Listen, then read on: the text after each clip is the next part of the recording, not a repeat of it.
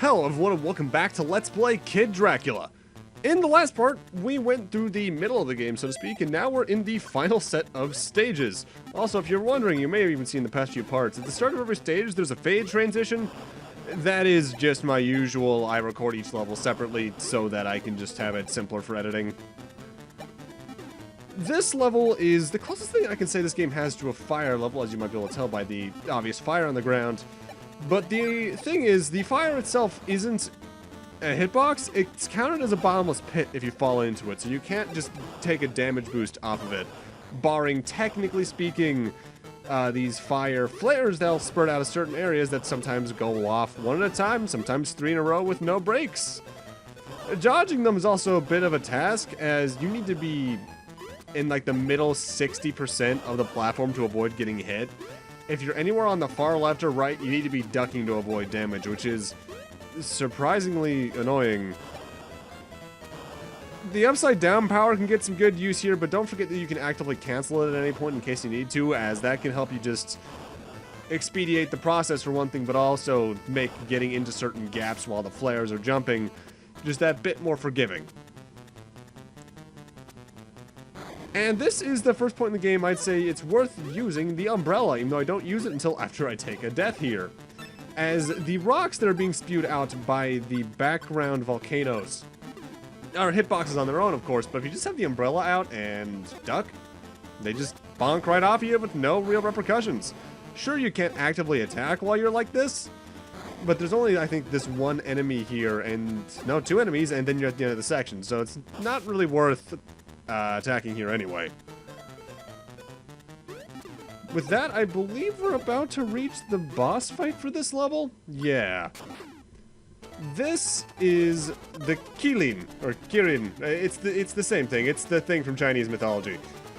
This thing will start at the far right side of the screen, in which case one of the middle 3 platforms will lower so that you can get into that area and duck, since it's going to try and run over and charge into you. At the far left side of the screen, it'll jump left and right various times until it reaches the background, spawning a mini Kirin out of it, in which case the pattern loops. I forget the order that the platforms go down in, but I do know it's set every time. It's always like 3, 2, 4, or something along those lines, and then it loops. The far left and far right are never used for that, I guess because they realized at that point you're not going to be able to get any damage in anyway. It's not like you can jump over this enemy to get into the far right platform hole anyway. This boss isn't too bad, though there are times where you really have to prioritize getting into the pit rather than taking a shot at the boss itself, particularly when it's in the 3rd hole on the right, as at that point the amount of time, at least if you're in my usual starting position, to reach the pit and then duck while avoiding the charge attack is pretty strict. Of course, you could avoid that even better by just staying maybe closer to the boss than the left side of the screen, and therefore making it easier to, that will make it easier for you, rather, to get into the middle 2 right holes, and then you just have to run a bit to get into the left hole. On a first playthrough, I can imagine this boss is really annoying because you haven't memorized the pattern, in which case the platforms go down in yet. But the biggest problem with it nowadays, honestly, I feel, is, again, just the amount of HP it has. But I'd say it's far from the most annoying boss in the game. I think we've honestly yet to get to that. Although the last second potential pity hit that it can get on you right there is kind of annoying, because if you die after you've killed it, that just feels insulting. Yeah, I got 23 lives. I think I'm good here. The only reason I started cutting out those particular mini-games is that it's the same ones over and over again. I'm always going for grab bat, so there's no reason to show it over and over again. Either way, Stage 7 is the only stage in the game you're required to use the bomb ability, though it is a relatively useful ability in and of itself. When you throw a bomb, it blows up the light gray blocks, as I mentioned last part. However, it's also a relatively powerful attack to take out enemies. I think it's about the same strength as the base charge shot, but don't quote me on that because I'm not sure of the exact damage values of anything in this game, aside from the fact that the individual homing shots are weaker than most. And this is me forgetting that you can shoot the charge shot and the bomb shot upwards, like I mentioned last part, Don't worry, I remember it by the end of this stage because you're required to do it later on. Now, something to note about this stage is that it's probably one of the easiest to die in for one simple reason: crush deaths. Be it those two platforms that fell a little bit earlier in the stage, or I believe this next section in particular, it's very easy to die by crushing here. Because now we have scrolling bars of destroyable blocks. While it might seem like you could just take out every block and then eventually it'll just be the indestructible black block still standing there, the moment a section of blocks scrolls off screen from the scrolling sections, it gets replaced. So the blocks here are never ending.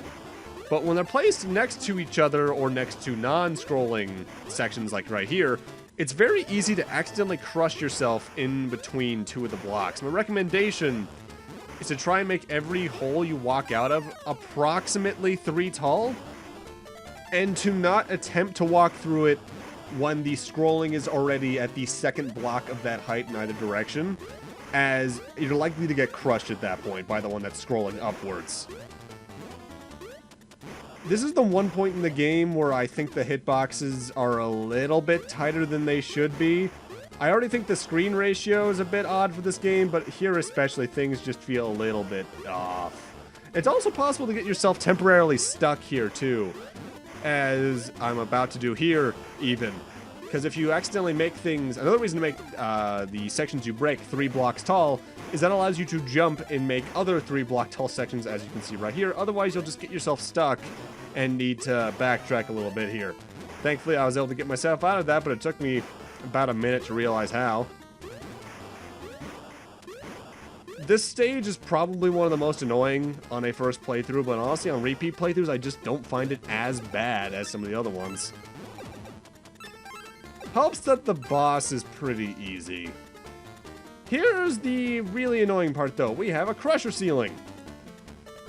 And in your rush to try and avoid things, you can't duck to not die here. This is where you need to use the aiming up function of certain charge shots that you might not even be aware is there without maybe looking at the manual or just testing it out accidentally beforehand. I find the fact that just ducking here isn't enough kind of stupid, because aside from like 3 or 4 pixels on your hair, there's no reason for it to not be. It almost reminds me of that weird quirk in Metal Shark Player's stage in X6, where if you duck, you're safe, but the moment you let go of the duck button, your character stands up in the crusher segment and dies immediately. It's just a similar kind of stupid. Also, for some reason, the rising and lowering of the ceiling kind of just stops in certain points, and I don't get why.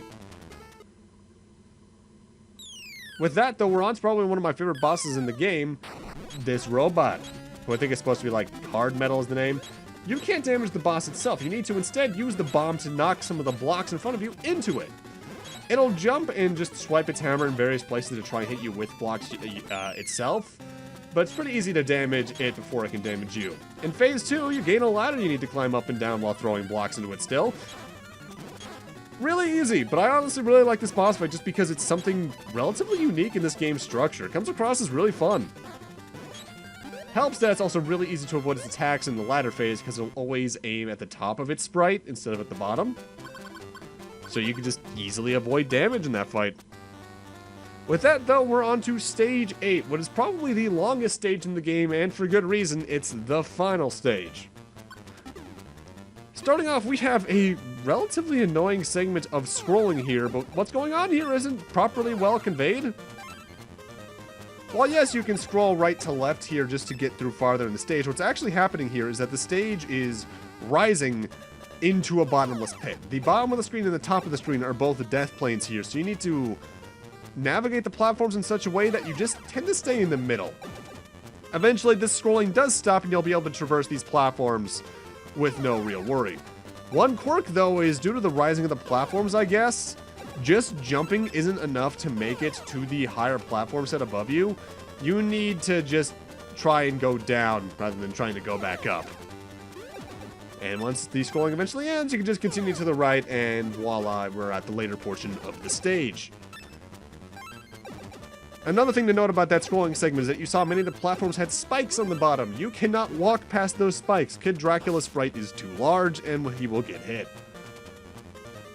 And here we got these anti-gravity platforms or whatever these are. Whenever there's a gray arrowed background, you automatically get sucked up into it. I used the bat transformation here a couple times just to make going through some of the horizontal segments a bit safer.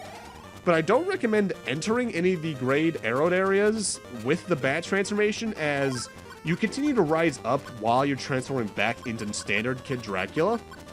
And because of that, you're very likely to just get dragged up into one of the spikes at the top of these things and take a hit pretty easily.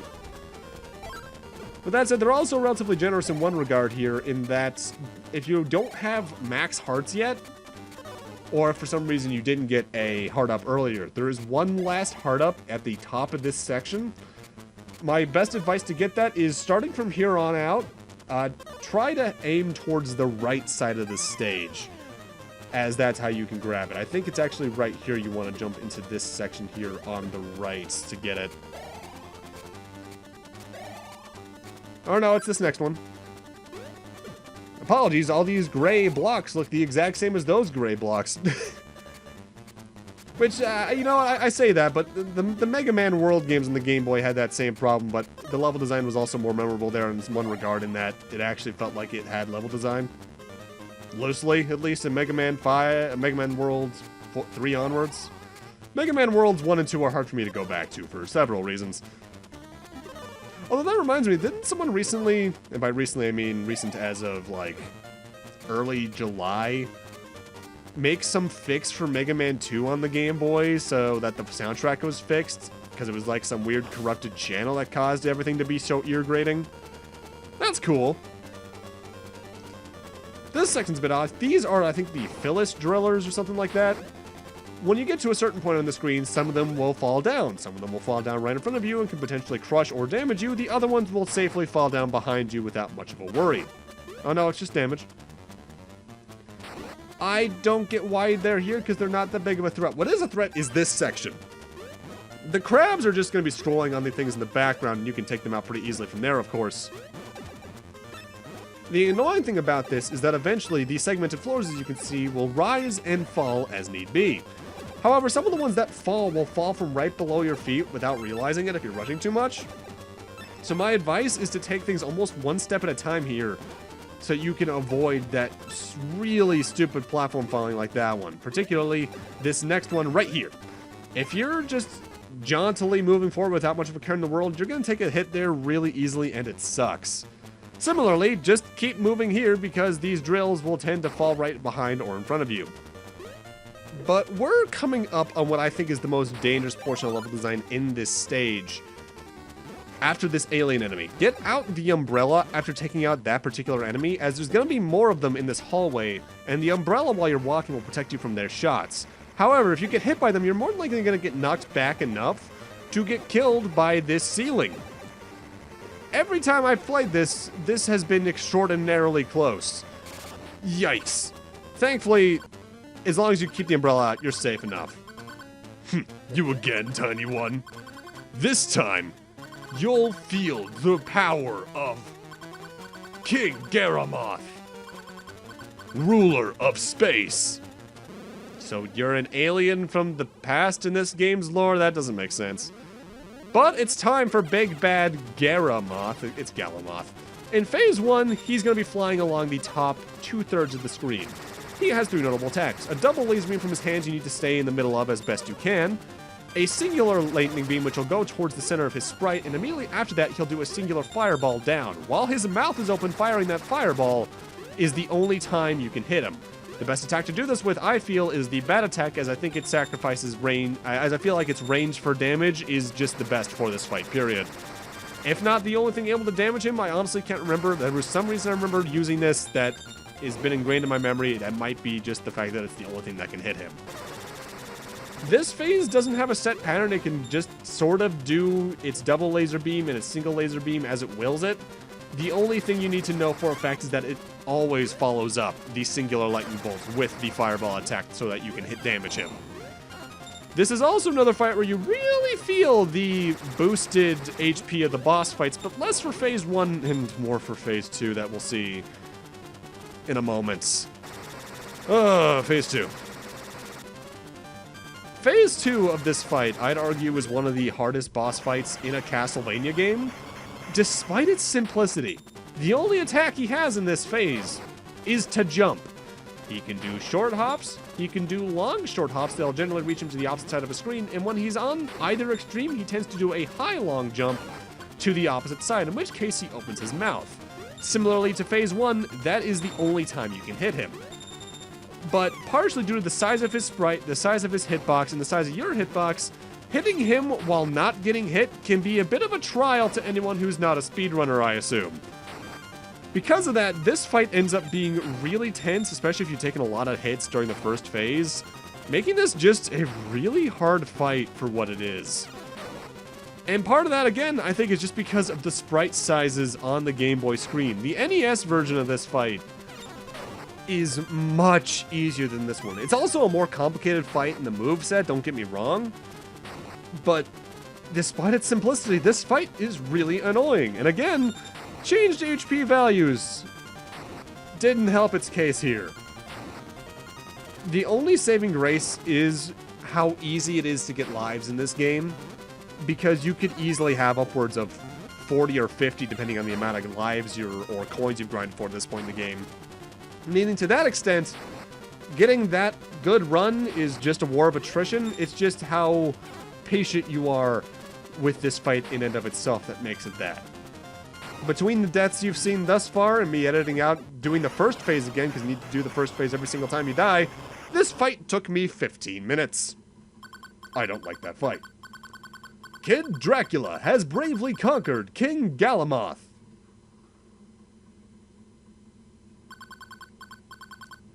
Piece of cake. Let's go home.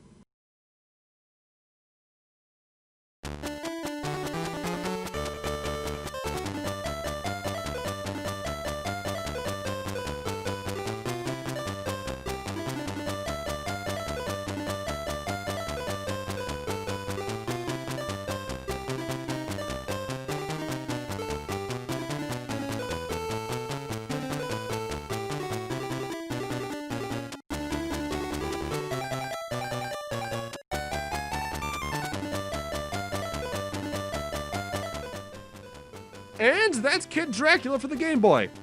It's alright. I think the platforming here is relatively strong, and I even like some of the boss fights. But again, the sprite size of Kid Dracula partnered with some of the weird hitboxes and the high enemy HPs in the boss fights makes for some annoying active fighting in the game. I think the game is cute. It's got a pretty kick-ass soundtrack I barely mentioned throughout the game. It's really good music. But I think the difficulty curve for what it is can be a bit off-putting. I think it's still a good game and arguably the best original Game Boy Castlevania, given that it's up against, what, Belmont's Revenge and the Castlevania Adventure and what else? There's not many good Game Boy Castlevania games. I'd argue that... Oh, what was the one with the female Belmonts? I can't remember the name of Sonia, I want to say. Yeah, Sonia Belmont. What was the name of her game? Legends. Castlevania Legends wasn't half bad, but that's like the two good Game Boy Castlevania games. If you want to play it, it's on the Game Boy, and there's an NES version that's completely different. Master, I told you to be careful with your father's umbrella!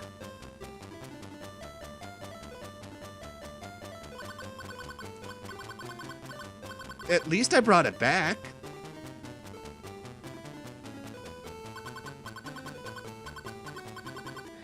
The worst is yet to come. At least I think that's supposed to be Death's line. But with that, I'm going to need to end this off here. Thank you guys for watching. Have a great night. Take care. And I'll see you guys in the next Let's Play, whatever that may be. See you guys then.